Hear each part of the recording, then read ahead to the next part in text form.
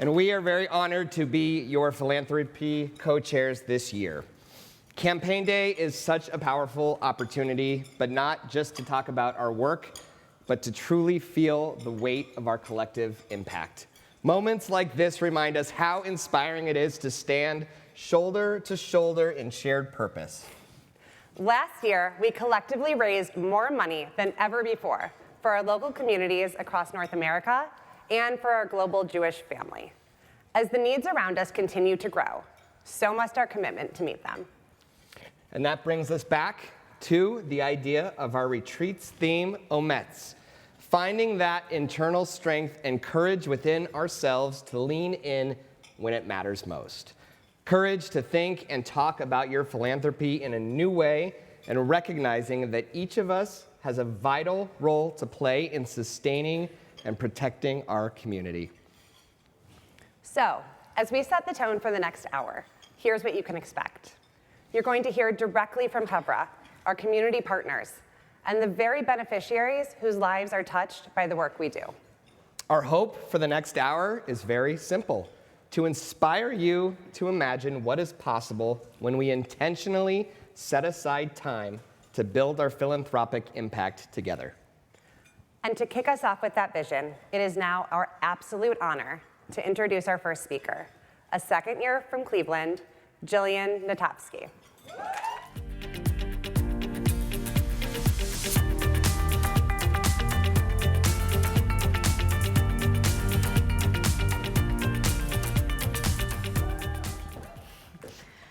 When I boarded a plane to Israel this past February with 17 other young leaders on the Jewish Federation of Cleveland's Weinberg mission, I thought I was going to learn about philanthropy. I thought I'd spend a week seeing the impact of our community's generosity, visiting Cleveland's adopted kibbutz in Kisufim, which was devastated on October 7th, Beit Shean, our sister city, and Havat HaShomer, where at-risk youth trained to serve in the IDF. And I did. What I didn't expect was to experience firsthand, as someone who needed help, the impact and reach of Federation. We were scheduled to fly home on a Sunday. Friday afternoon, we began hearing that war with Iran could begin within hours. The Federation immediately had us change our flights to Saturday morning in the hopes of getting us out before anything escalated. That night, we shared a meaningful Shabbat dinner filled with reflection and gratitude. None of us knew what the next 24 hours would bring. The next morning, we were on a bus to Ben Gurion Airport when the first siren went off. Our driver pulled over on the side of the highway, stood up, looked at 18 terrified Americans, and calmly said 2 words: "Get down." I remember crouching beneath my bus seat, my face pressed to the floor, unable to control my breathing. My hands were shaking. I didn't know what was happening above us or what might come next. Eventually, the sirens stopped, and we continued toward the airport, only to learn that the airspace had been closed. What followed were 5 days I'll never forget. Back at our hotel in Jerusalem, we moved between our rooms, the lobby, and the mamad, or the bomb shelter, as sirens repeatedly sent us underground. We stopped meals mid-bite, woke from sleep, and descended the stairs to the shelter over and over again. And yet, what I remember most from the mamad isn't fear, it's joy. People sang, people danced, strangers comforted one another, families held sleeping children, while others communicated with loved ones around the world. And this all happened while we heard and felt the Iron Dome intercepting missiles. How remarkable that in the middle of war, there was still Jewish joy. Throughout those days, the Jewish Federation of Cleveland worked around the clock to bring us home safely. Every plan changed, every route shifted. At one point, we considered crossing through Jordan, which thankfully never happened because Iran began striking Jordan. Ultimately, the Federation coordinated an evacuation through Egypt. I'll spare you the terrifying details of crossing the Egyptian border by foot, then Cyprus, then Athens, then London, then JFK, then finally home to Cleveland. 3 exhausting days later, when our bus pulled into the Federation parking lot, staff members who had barely slept because they had spent those same 3 days advocating for us, coordinating logistics, and refusing to stop until every one of us was home safely, were there waiting to welcome us. Before this trip, I believed in federation. Now I understand it. It's not about grants or campaigns or allocations. It's about people showing up for one another. It's about ensuring that when a kibbutz is attacked, when vulnerable Israelis need support, when at-risk youth need opportunity, or when 18 Clevelanders find themselves trapped in a war zone, our Jewish community is there. I came home emotionally shaken, and I'm still to this day working through the trauma.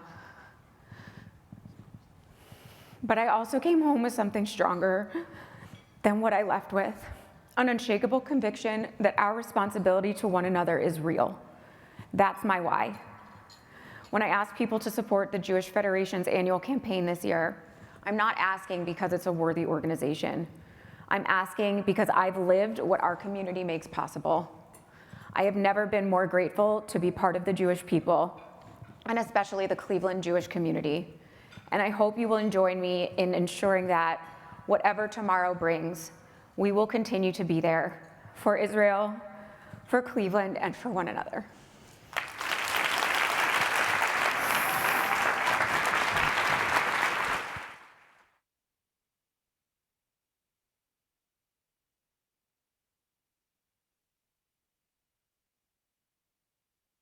There is the life before October 7th and the life after.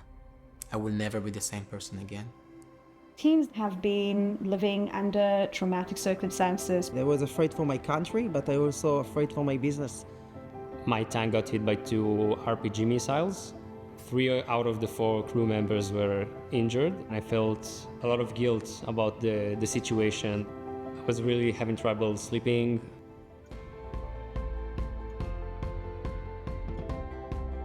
Thanks to this retreat, I found a group of people that I can really relate to. The facilitators guided us and gave us practical tools for how to deal with the post-traumatic symptoms. It was the first time I didn't feel lonely in my personal experience.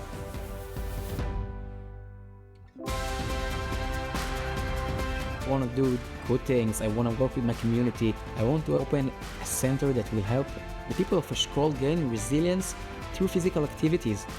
With this place, we change the community. I help people and I do it with meaning. That's the biggest gift.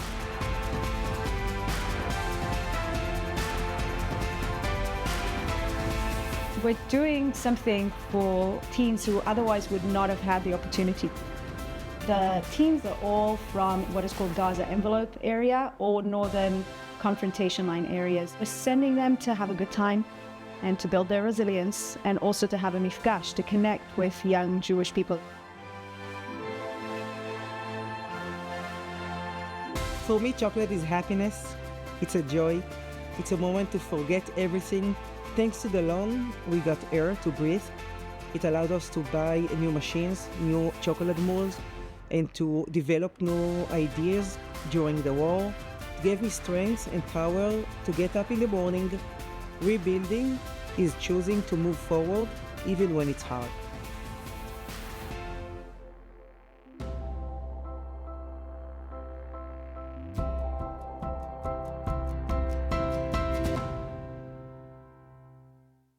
Please welcome Ariel Barak in conversation with Julie Moses, a 5th year from Philadelphia.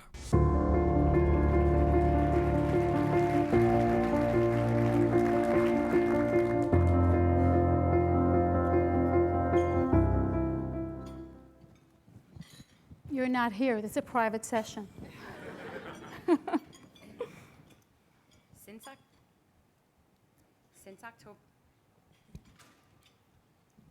Since October 7th, hundreds of thousands of Israeli reservists have answered the call to serve. Many for months at a time, often returning to serve over and over again. Today, nearly 98,000 reservists with families have been mobilized, serving an average of 350 days, 8 times longer than a typical reserve deployment pre-October 7th. Their service has affected more than 420,000 spouses and children. Behind every reservist is a family, carrying its own burden.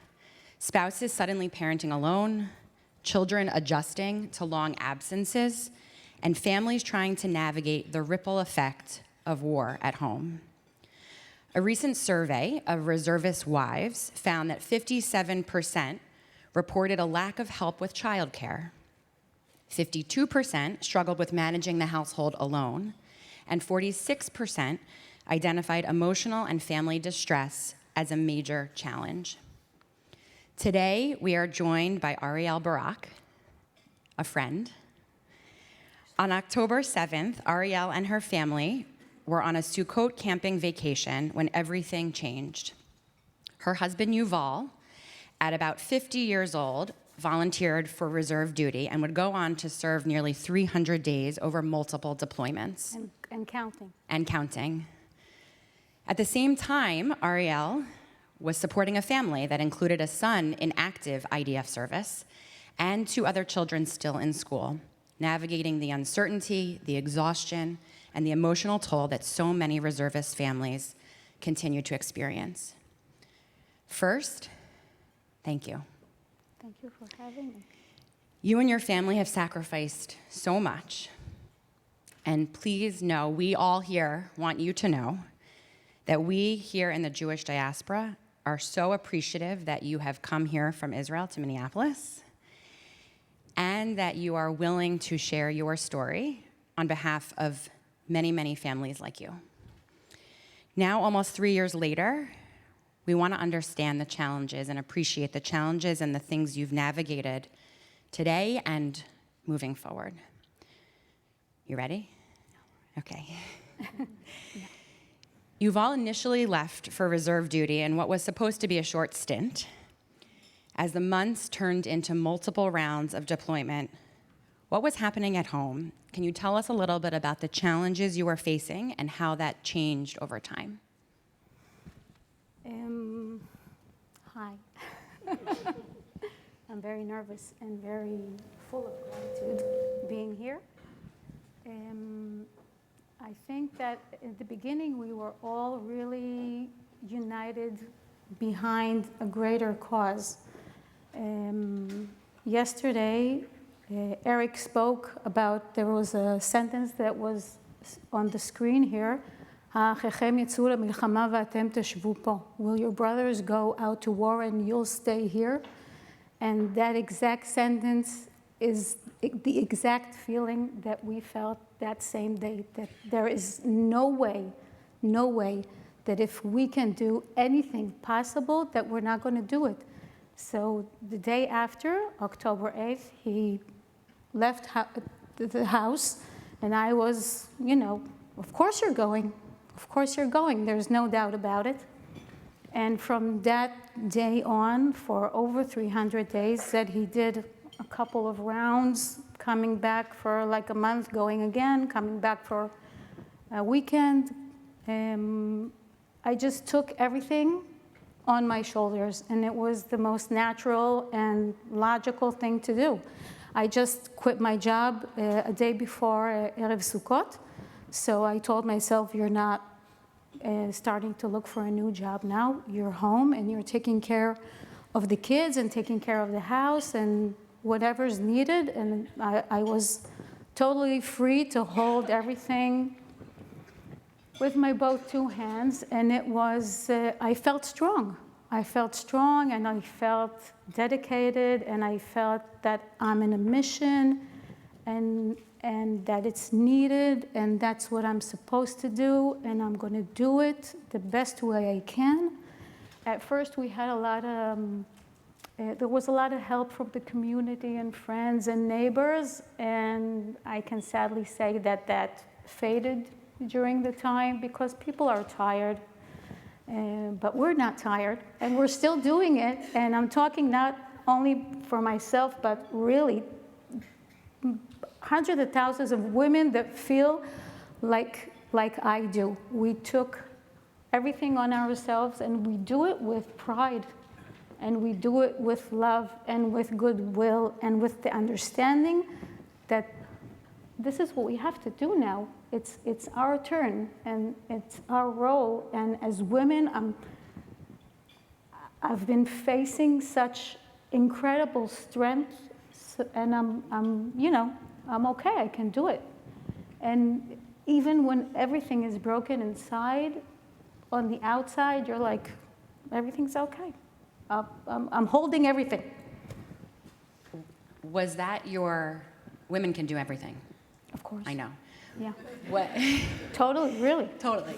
Was that your mentality and your psychology as the deployments continued, or did it change over time? It didn't change. It stayed strong the whole way through all 3 years, and still going now. He's leaving for another round on September, and it's a little bit more difficult now. I think now is the first time I told him I feel I'm not releasing him very easily as I did up until now, but that's because we're dealing today with other struggles. Speaking of Yuval, in January 2024, his team was rigging a building with mines for a controlled demolition when Hamas terrorists fired a rocket-propelled grenade at that building. The mines were detonated, and 21 soldiers from the engineering corps and reserve units were killed. Right. 5 of the victims were his friends from his reserve unit. I can't imagine. Can you tell us a little bit about him, his reaction, and then how did his reaction ripple through your family? That's a problem. Yuval's a man, and men don't talk. Your Sorry. husband too? Yeah, him too. I think there is no chance in the world that I could understand. I'm not trying to. I'm not trying to understand how it feels, what it looks like to go through something like that. And I think Yuval didn't confide in me. He didn't tell me how he up until today, and it's okay because it's his. And the thing I feel is very important to him is that he knows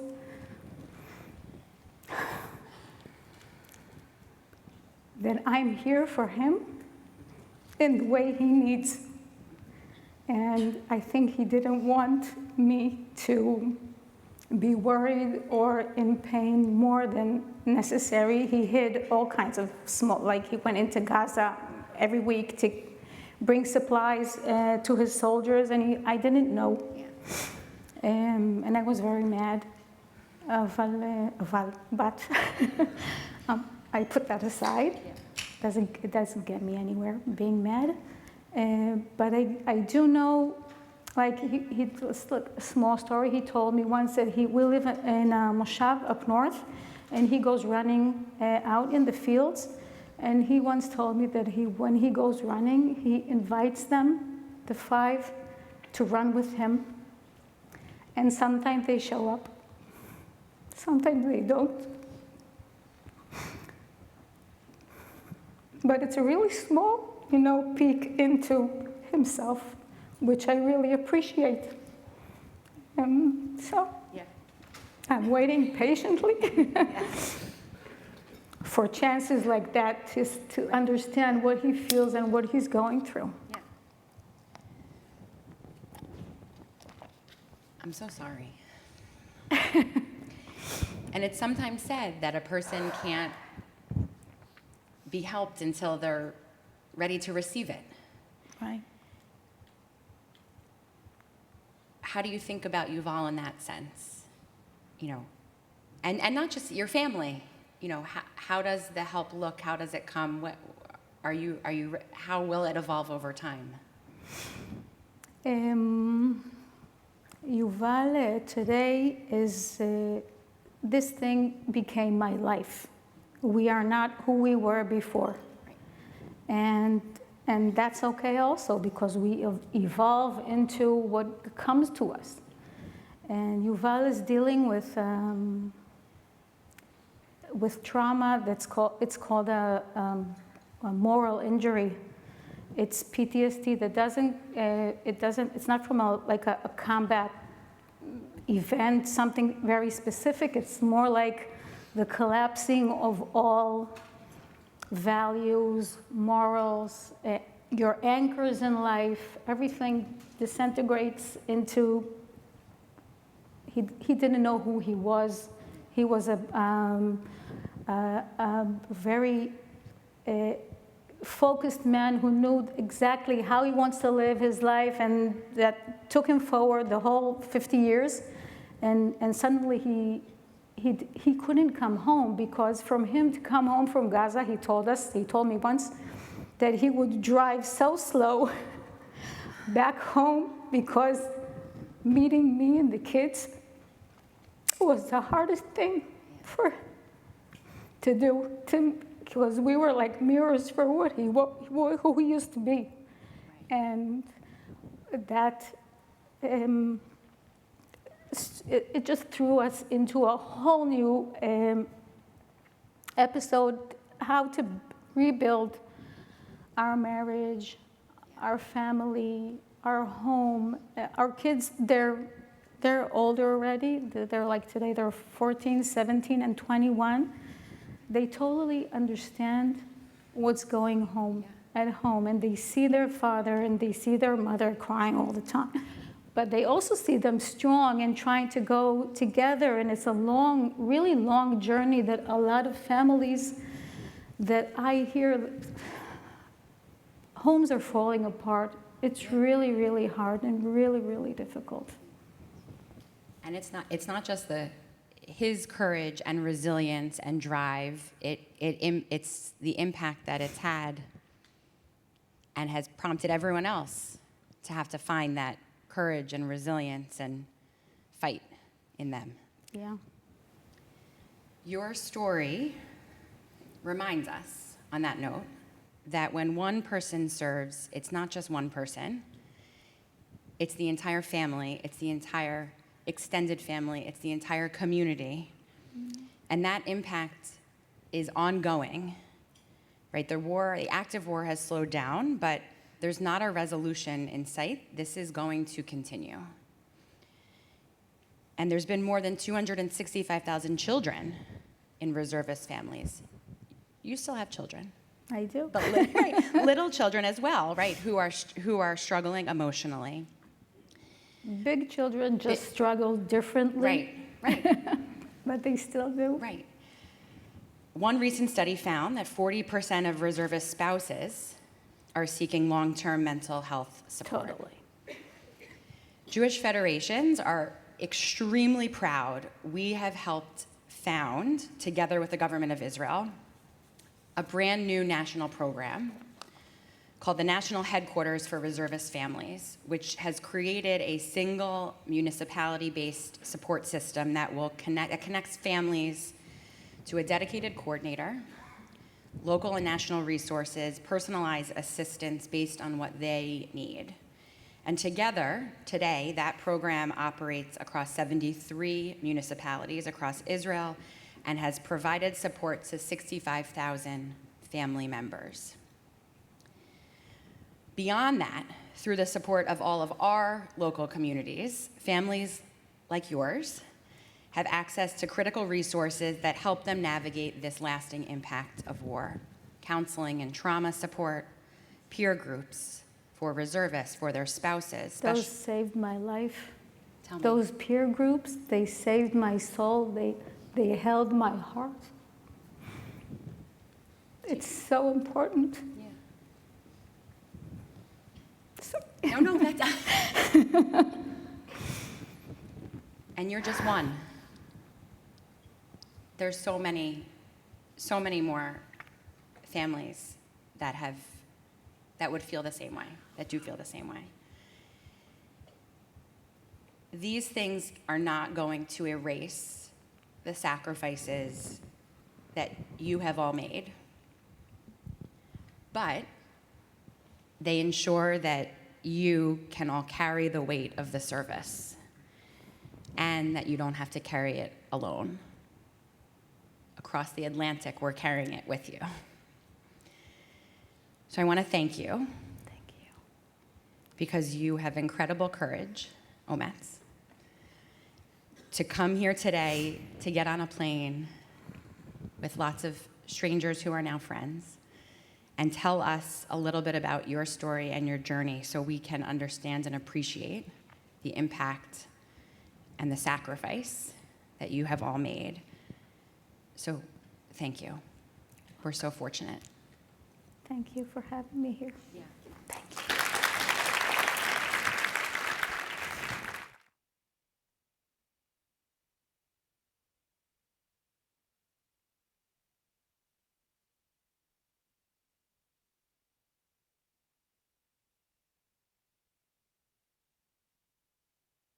Please welcome back Lauren Canaster.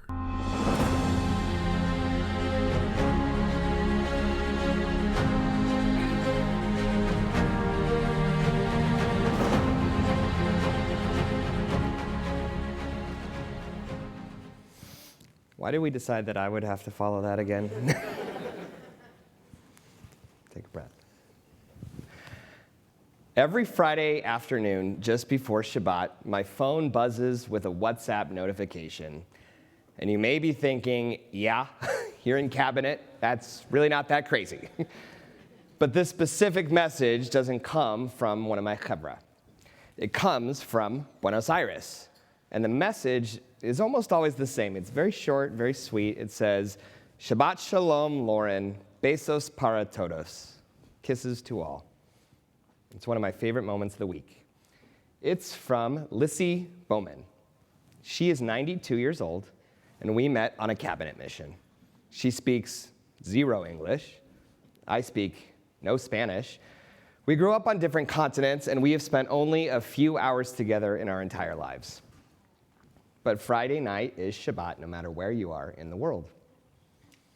During my first cabinet mission, we visited the JDC's Camp Sarvash in Hungary, where we sat with Jewish families taking a 2-week respite from the war in Ukraine to escape, both physically and mentally. I met a young boy there. I couldn't really communicate with him either. We spoke different languages. We lead different lives. But within minutes, we were laughing, playing games, and connecting. It did not feel awkward. It felt familiar.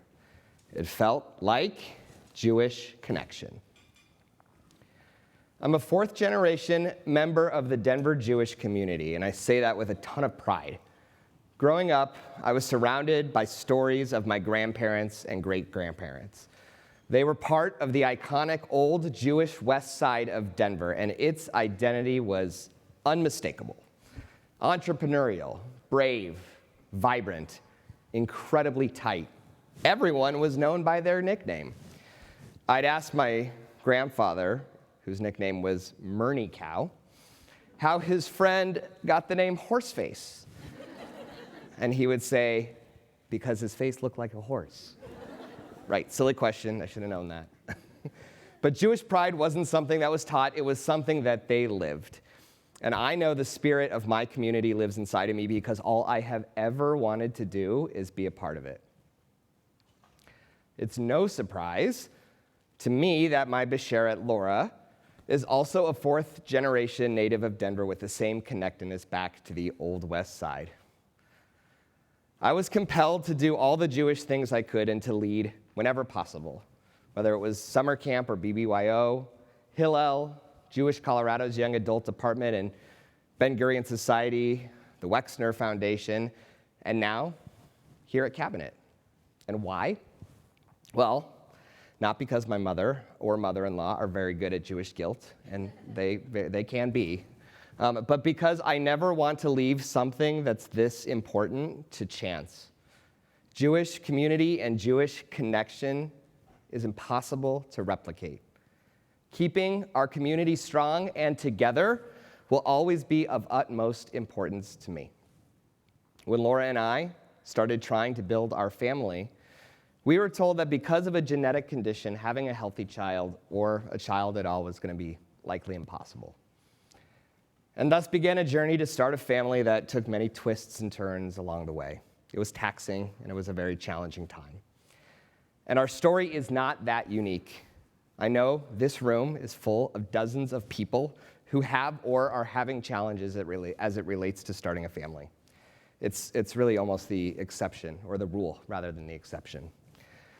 We needed our community to get us through, and our community was there. Our rabbis walked beside us, members of the Jewish community checked in. Organizations like Jewish Baby University and the Jewish Fertility Foundation helped us navigate questions that we didn't even know how to ask. One rabbi encouraged us to begin every week to light the Shabbat candles at the right time and to create moments of hope and routine in these moments of uncertainty. Today, our son is healthy, and he's about to be a 5th grader at Denver Jewish Day School. His name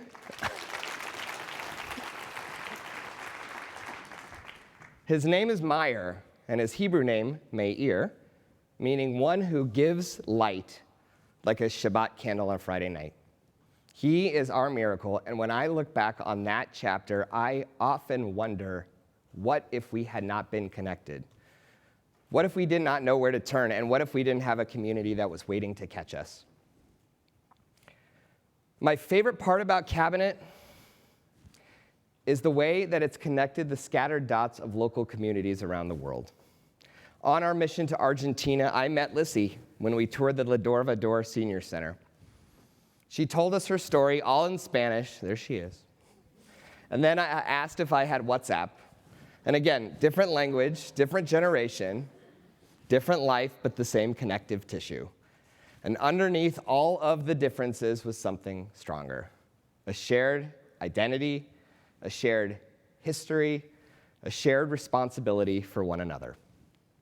And when I think about why I give to Federation, I think that is what we are investing in.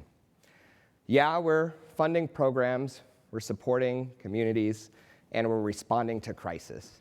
But underneath every one of those line items is something much more profound.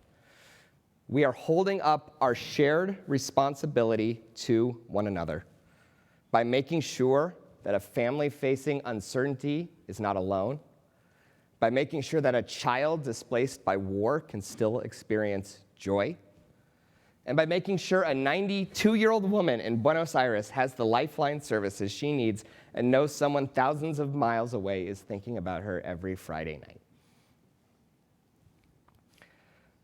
Everybody in this room gets to share in the remarkable vision and importance of what it means to invest in their communities.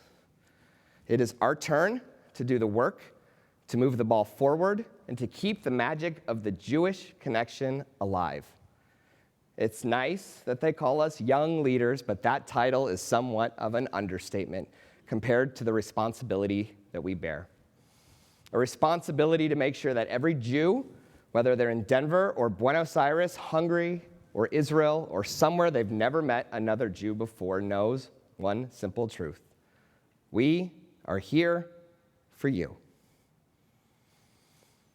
Today, as we make our commitments, we are doing far more than making a gift. We are taking responsibility, and we are there for them. Thank you.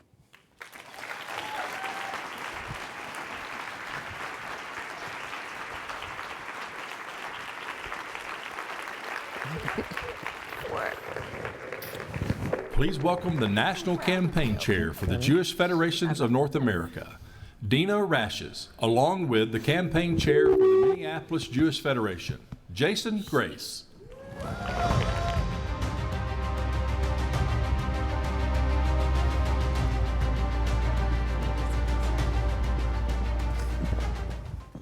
Well, Dina, We're adjusting our jackets. We got to for adjust Ben. jackets. We look You don't okay, want- Ben? Am I good? Ben, All we right. good? Okay. We're out of practice a little bit. It's been a few years I since was- we were at cabinet retreat. I was going to Jason. say campaign day has not changed. It's still Yeah. the best day. There are The no best day. tissues up here. That might have been a mistake. Well, Dina, welcome to Minneapolis. Great to have you here. The land of so- 1,000 lakes, the frozen chosen. See, she knows all the things. I did my research, so thanks for having us. Dina, you are an incredible leader nationally and certainly within your local community in Boston. But how did you decide to take on this role as National Campaign Chair? So this is honestly the honor of a lifetime and a small way to give back to our community that has given my family so much. So Lauren, it's so interesting for you to say you're a fourth generation child of Denver. I'm a shtetl kid. So my dad is a Holocaust survivor from Hungary, was supported by, he and his family were supported as refugees by the JDC after World War II, lived in DP camps for 3 years. My mom grew up in poverty, the child of immigrants in Omaha, Nebraska, and had opportunities to connect to Jewish life through her local JCC and summer camp. And those experiences were foundational in her finding confidence as a first-generation American. My husband and I have found lifelong friendship, community, and our passions through our engagement in Federation. Our kids, we have 4 kids, have benefited from day schools, camping, teen programs, college and post-college initiatives, and immersive Israel experiences, and more. 3 years ago, I stood at retreat and encouraged everyone to think about their superpower, and I shared that mine was fundraising. And saying yes to opportunities that challenge you and put you in working relationship with people that you find inspiring is so important. As I have grown in my own leadership, though, I've also learned the importance of saying no at times. But that might be a conversation for another time. Jason, having sat where our current Hever is sitting today, just a few years ago, right? Wasn't that long ago. Could you have imagined taking on the responsibility of being campaign chair in Minneapolis? Well, there's no doubt that being part of cabinet supported me to have the confidence in myself to do something like this, but also helped me, I think, to build credibility amongst our federation's leaders here. Cabinet has such a strong reputation in Minneapolis across both our lay leaders and our awesome federation professionals. And cabinet members and alumni are often the first to get a call when these leadership opportunities arise. So it's a critical time, as you all know, for Federation and for ours locally. We have several strategic initiatives we're working on, but they're only viable if we can fund them. So one of those initiatives is to start expanding the partner agencies that we are able to support. But we're not going to start decreasing funds from our longstanding partners. So we need to grow our campaign to do that. And one of the things we're most proud of is how our younger donors are stepping up. We have incredible growth in young leadership, in 4-figure gifts amongst 30s and 40s, and of course, exceptional growth in our cabinet chevra. So it's something we're really proud of, and our staff gets a lot of credit for that. So it's really an honor to share my passion with other members of our community and ask them to support this important work. But what's been most rewarding especially is the response I have gotten from some major donors in our community when they heard that I was taking on this role. You know, they came up to me, appreciated me stepping up, and said specifically that they were going to increase their gifts because of my involvement. And that felt really good. That's really amazing. So Dina, when you look across our federation system, you know, every community, every local campaign, what do you think our federation donors should feel proud of, knowing that their gift helps make possible? Well, first, we're proud of you, Jason, and what you've accomplished here in Minneapolis, but we have so much to be proud of across the system. The growth in our campaigns is astounding. We have seen overall growth of close to 15% in annual campaigns across the system. And that's across city sizes, which is tremendous. So last year, our campaign reached $1.3 billion, which is the highest in decades. So thank you to all of you for participating. And that was on my predecessor's watch. So I'd really love it if we could do better this year. So maybe think of me in caucus. We've converted a lot of our new Israel Emergency Campaign donors and our existing donors who made increased gifts during the emergency into annual campaign gifts, which is tremendous, and are finally seeing a reverse in donor number decline. So we are now counting gifts from more households, so that's phenomenal. Incredible. Yeah, so let's keep that momentum going. Let's keep it going. For Jason and for me, please. So Dina, just would love for you to share a story about our collective philanthropy and what that's made possible. Sure. So I'll go back to actually when I was campaign chair in my community. So it was about 10 years ago.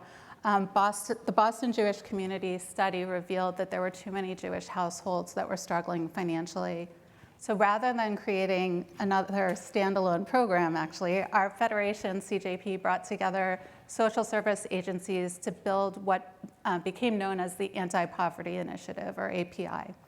The model is rooted in a no wrong door philosophy. Families can enter through any partner agency and access coordinated supports across the system.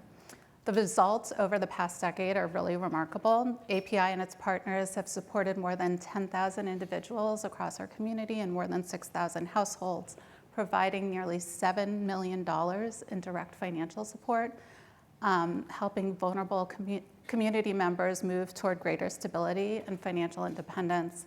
Together with partner agencies, we have also distributed more than $5.8 million worth of food and support through Family Table, which is our kosher food bank.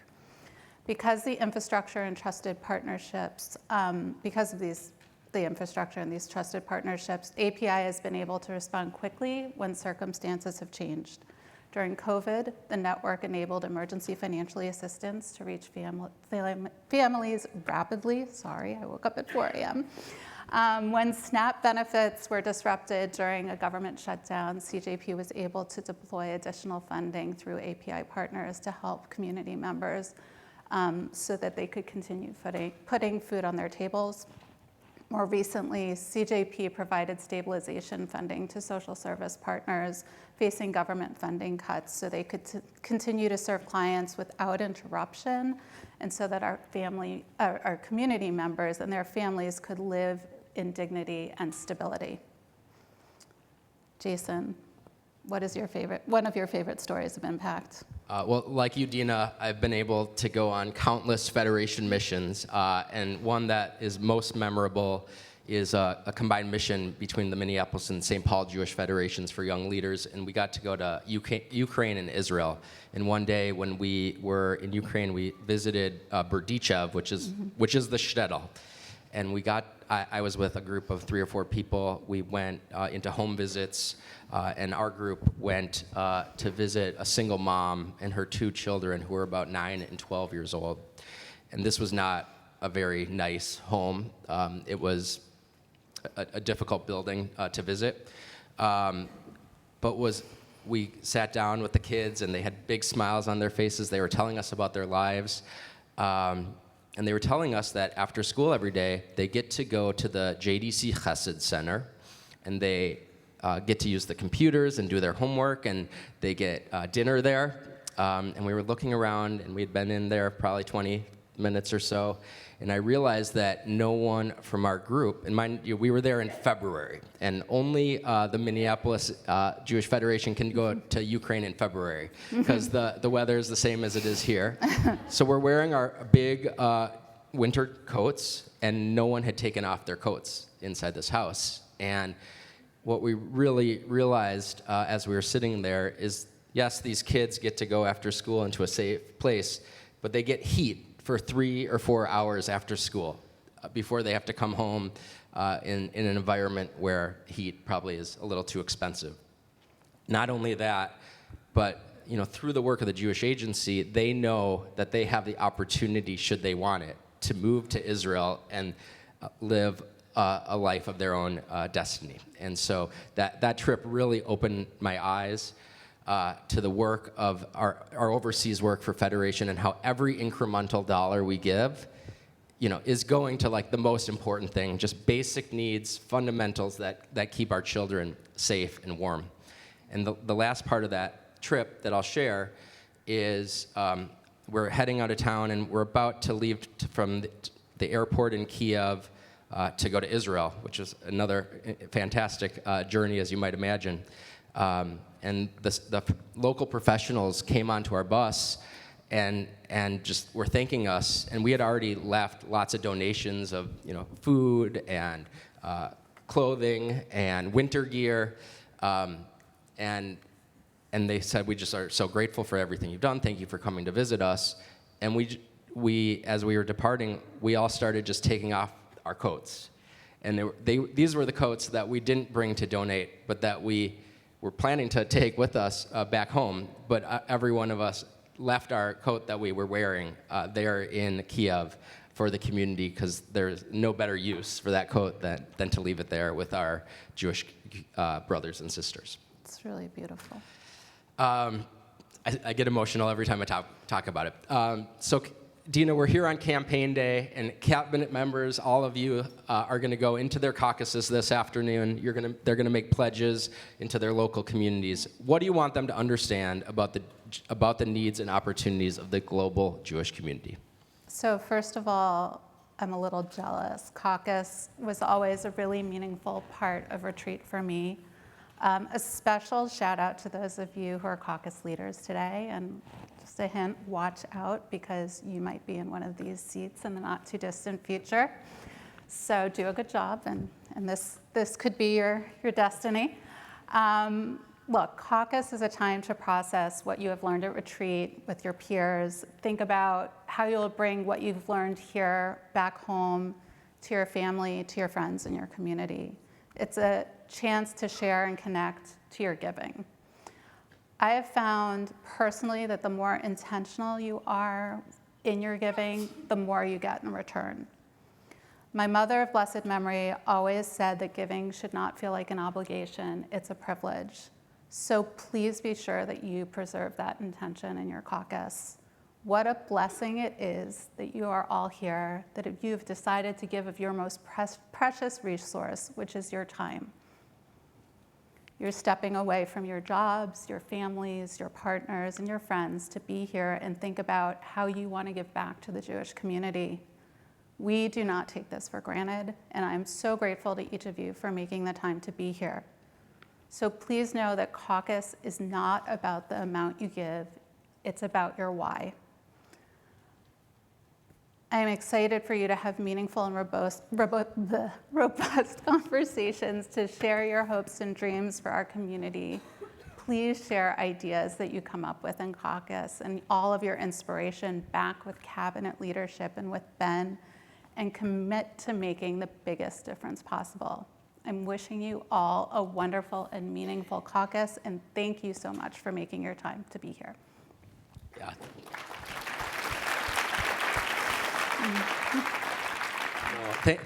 Thank you, Dina, for your leadership nationally and for everything you do, and to everyone here for being a part of the effort to fund Jewish life locally and around the globe. Thank you. And thank you, Jason, and thank you to Minneapolis for hosting us so beautifully.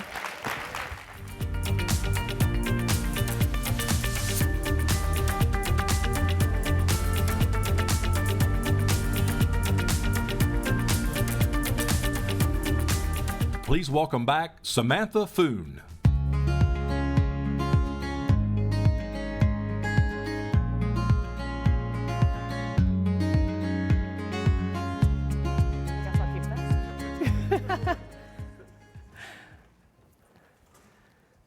Look around this room.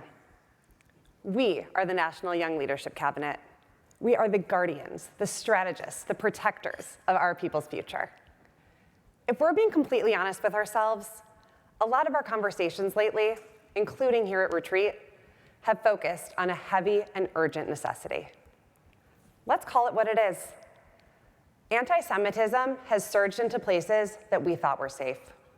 It's loud, it's aggressive, it's exhausting. As philanthropists, our immediate instinct, our vital duty, has been to build our defenses. We are the ones who step up to write those checks, funding the guards, the fences, and the security systems that keep our people safe. But that cannot become the whole Jewish story. As you know, I'm Samantha Foon. I'm a fifth year from Detroit, and I refuse to let fear define us. Many of you know me online as Yenta Girl, where I focus on storytelling and connection, sharing authentic moments as a connector between people, ideas, and community. Because I live and breathe digital storytelling, I am constantly looking at our world through my own distinctly Jewish lens to find the humor, warmth, and resilience in our everyday lives. I know that the narrative that we put out into the world matters. And right now, it's part of our role to make sure that our collective story is not only one of constant crisis, but a story of vibrant and undeniable Jewish joy. If the only thing that the world hears about us is our trauma and our pain, something has gone terribly wrong. If the strongest association that the outside world has with Judaism is that people hate us, the haters are winning. Our mission cannot just be about survival. Our mission is to build a Jewish future so rich, so warm and vibrant that no one can ignore it. Everyone needs to know that Judaism is not just something we survive for, it's something that we live for. In the face of war, anti-Semitism, and real fear, fighting for a Judaism of unapologetic joy is our ultimate strength. This is what we fund through our federations. When we write our checks, we are not just building security fences. We're building the infrastructure of Jewish joy. I have seen our ability to do this firsthand through my federation in Detroit and through the work of our core global partner, World ORT. World ORT is a massive educational and vocational training network that empowers young people in underserved communities through high-level schooling and international collaboration. As a cabinet board observer for World ORT, I had the privilege of seeing what Federation dollars do on the ground at the ORT Ecology Summer School in Panama. This program is a 2-week immersion for high school students from across the ORT network in Latin America and Spain. These students go through a rigorous application process to be one of just 27 brilliant candidates selected. Inside the Panamanian rainforest, they gain hands-on experience in environmental science alongside professional researchers from the Smithsonian Tropical Research Institute. During our visit, the students enthusiastically shared their discoveries with us, proudly explaining their work, tracking everything from the behaviors of leafcutter ants to the study of bats. I watched young Jews from entirely different parts of the world come together in a living, breathing laboratory, where the connections they made melted away any differences between them and became collective strengths. They didn't just study together. They built a global Jewish family from scratch. They traded stories, they sang songs, they lived their Judaism side by side under the rainforest canopy, proving that our heritage easily transcends borders and languages. When we spoke with them, almost every student said that their favorite part of this whole experience was sharing their family's unique Shabbat traditions with one another.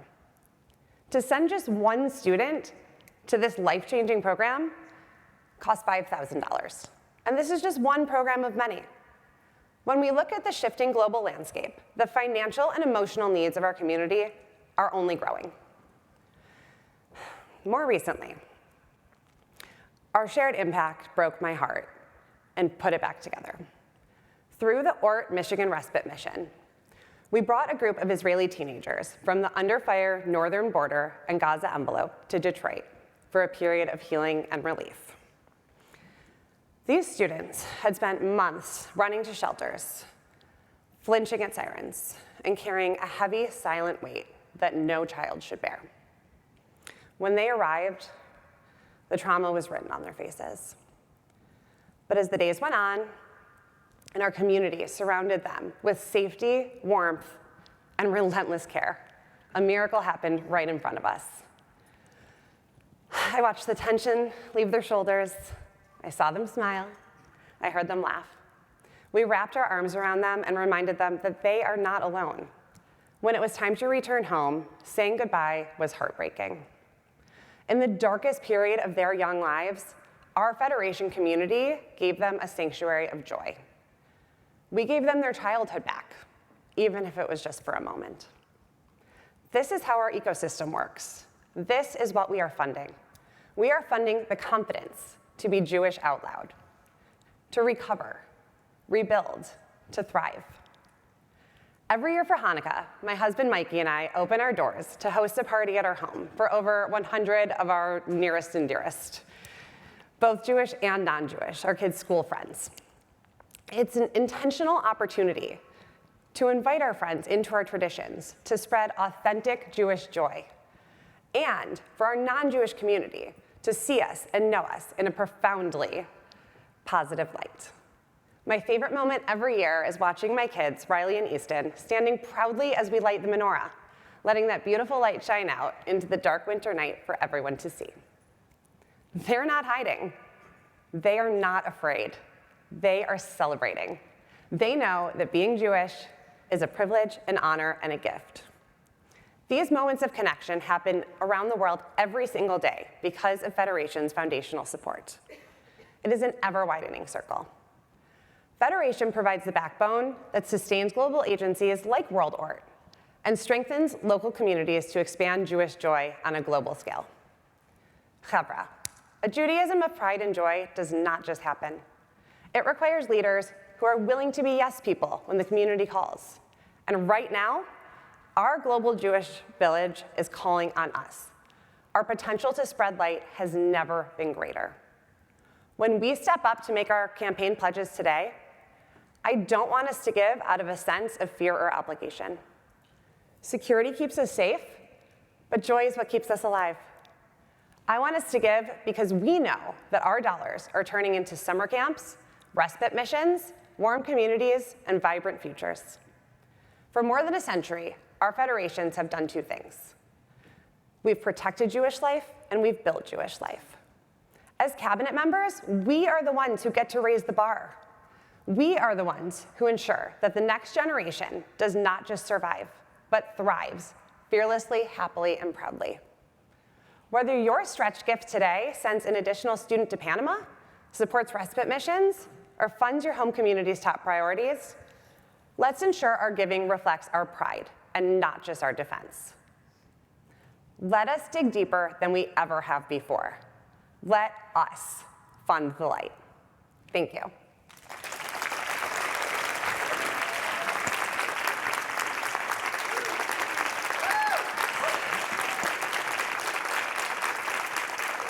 Thank you. All right, before I sit down, this reality hit home for me recently in the most personal way possible.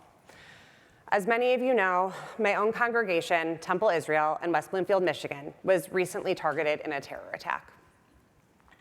Our security systems kept us safe that day, proving why every dollar we invest in our defense is vital. But what happened after that moment was truly inspirational. Our community came together with resilience and refused to let terror dictate our lives. Please take a look at the screen to see what our community faced. Following the video, we have the immense privilege of hearing from one of my rabbis, Temple Israel's Rabbi Ariana Gordon. If my son were anywhere else, he may not be here today. He breached the building, drove down the hall, and he was engaged by security. I texted my child's teacher and I said, Marcy, please protect them. What do you say to a mother who is hysterical and screaming, is my baby alive? Rushing children to safety and clearing the building room by room. Come on, guys, come on. All the way through the door, all the way through the door.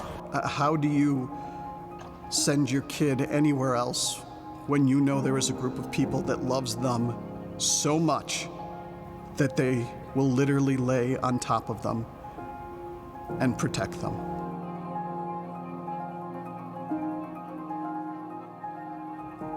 He entered the building in that spot for a reason. The infants are 10 feet from that door. It's a miracle there were no kids in the hallway at that time. You enter a school with a vehicle full of gasoline in the bed of the truck and a loaded rifle, bad intentions. You're planning a mass casualty incident. People do not comprehend the magnitude of what has happened because every single person survived.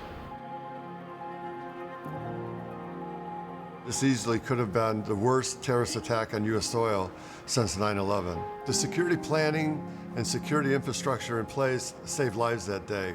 And that was accomplished through extensive training of both security, staff, and the community. The Jewish community is the only affinity group in the United States that has to have its own full-time security and protection. Our guys are expensive, Uniforms are expensive, weapons are expensive, training's expensive, and there's a lot of institutions that can't afford it. This type of security is the difference between life and death.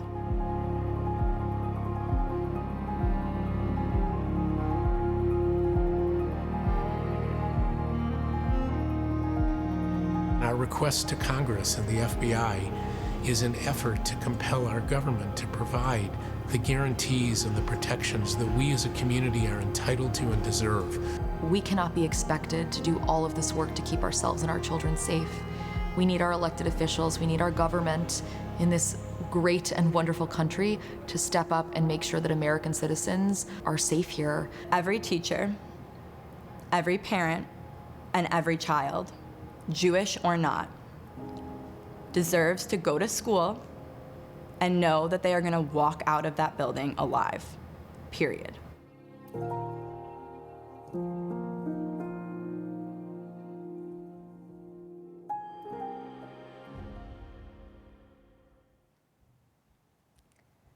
When people ask me about March 12th, the day that Temple Israel was attacked, they often expect me to tell the story of the violence. And yes, I remember every single detail. I remember driving to work that day with my children, listening to Eminem on Spotify per my 7-year-old's request. Talking about our day, it felt like every other morning. I walked into Temple Israel expecting a normal schedule. Staff meetings, a conversation with someone preparing for conversion to Judaism, checking in with our early childhood center teachers and staff. Instead, I heard a deafening crash, unlike anything I had ever heard before. One colleague thought the roof had collapsed in. I thought a huge catering cart full of glassware had tipped over. I stepped into the hallway and saw a double stroller overturned in a sea of shattered glass. My first thought wasn't about myself. It was, where are those babies? I remember how seconds later, one of our armed security guards came running down the hallway, yelling at us to get back in our offices and lock the doors. 3 colleagues and I barricaded ourselves inside. We called 911. And I remember standing in the corner of the room, slowly as smoke filled, the air became hazy. We watched as police surrounded our building. And every sound we heard made us wonder what was happening just beyond the door. Through our school communication app, we checked in with teachers throughout the building, trying to make sure that every classroom was locked down, that every child was accounted for. My toddler was somewhere else in the building. I knew where he was. I knew, at least for the moment, that he was safe, that he was alive, but I couldn't get to him. Eventually, police came to evacuate us. I remember being told to run as fast as I could out of the building. As a rabbi, I have stood with families through some of life's hardest moments. But as a mother, leaving my baby behind inside was one of the hardest things I have ever been asked to do. Outside, we waited. Teachers kept asking us questions that we couldn't answer. When the classrooms were finally evacuated, I ran back towards the children because that's where I needed to be. I remember sitting outside with toddlers in my lap. I remember teachers holding babies and singing songs to distract them. I remember the incredible neighbors who opened their garage, bringing blankets and water and bathrooms for frightened children and teachers. Eventually, we made our way across the street, where parents arrived sobbing as they reunited with their children. I helped our teachers and the FBI account for every child and every staff member, and I kept moving because that's what educators do. It wasn't until I saw my husband walk through those doors that I finally allowed myself to cry. Those memories will always be with me. But today, I don't actually want to talk about the attack. I want to talk about what happened next. Because while one person tried to terrorize us with hate, an entire Jewish community responded with love. Before we even had time to figure out what came next, Federation leadership was already there. They weren't waiting for someone to ask what we needed, they showed up. They stood behind us during press conferences when we were still trying to process what had happened ourselves. They helped coordinate responses when every decision felt so overwhelming. They had already been partners in helping strengthen our security before the attack. And afterward, they continued making sure that security wasn't just a conversation, it was a reality. And perhaps most importantly, they reminded us that we weren't carrying this alone. When our building couldn't function as our home, the Jewish Community Center became one. Within weeks, our schools reopened there. Our offices moved there. Children who desperately needed routine found familiar teachers in borrowed classrooms. Staff members who had experienced trauma together found themselves surrounded by colleagues who understood what we had been through. It wasn't perfect, but it was ours.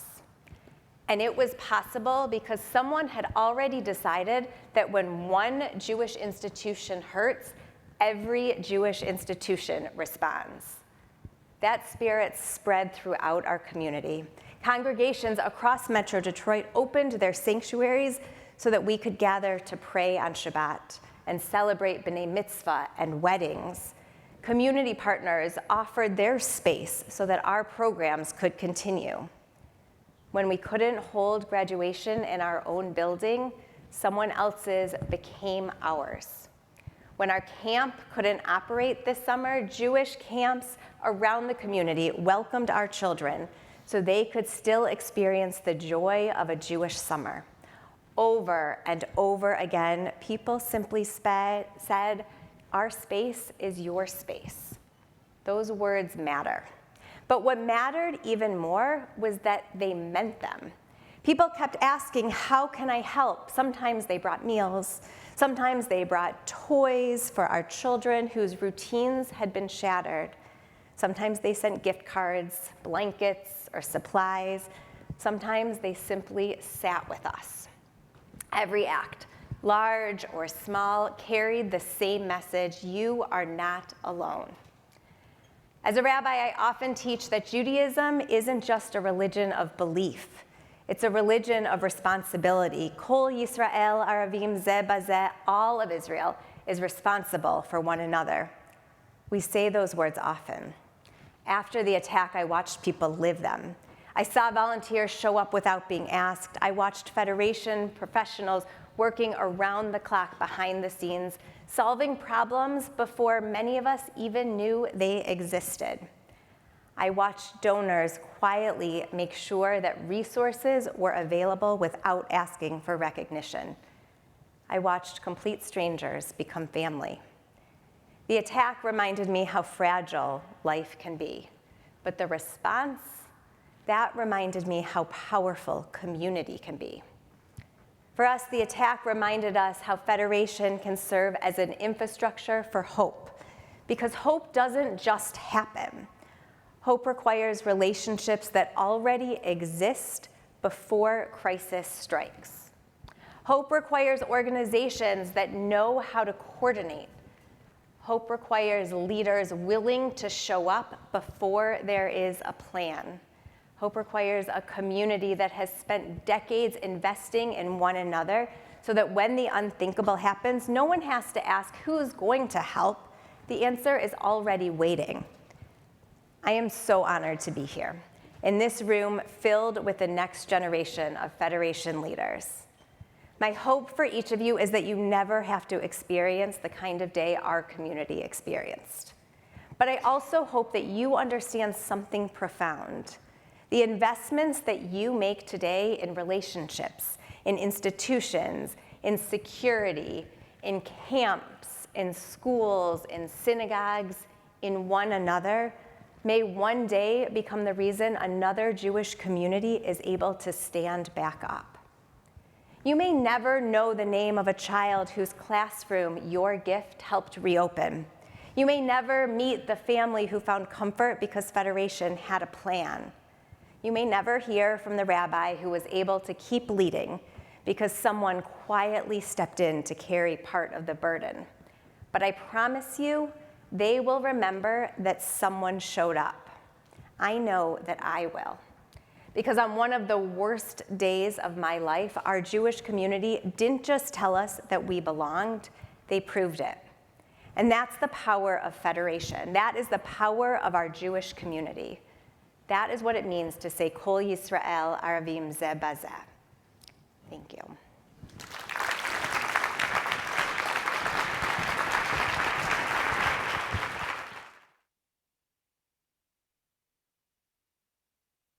Please welcome back Samantha Foon and Lauren Canaster.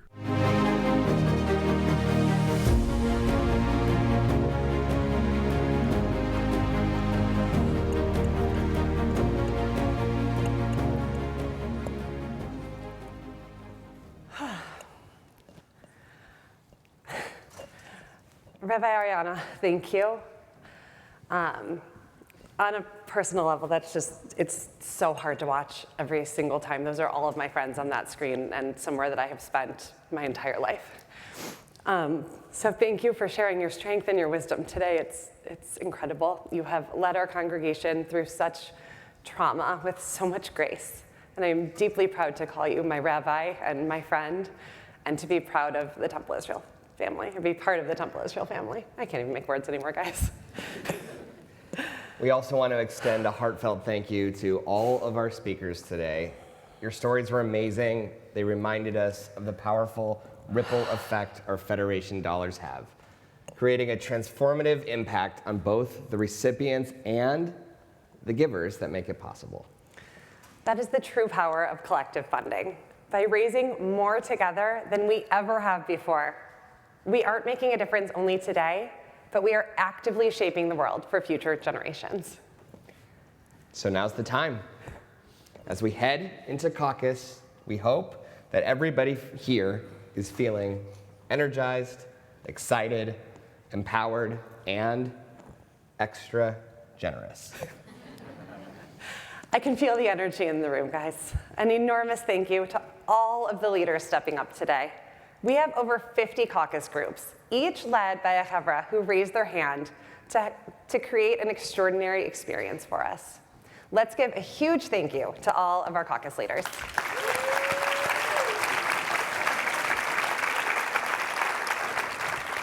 Okay, let's take that energy into action. Please find your caucus groups, dive in, and enjoy learning all about your super impressive chevra and their personal Federation why.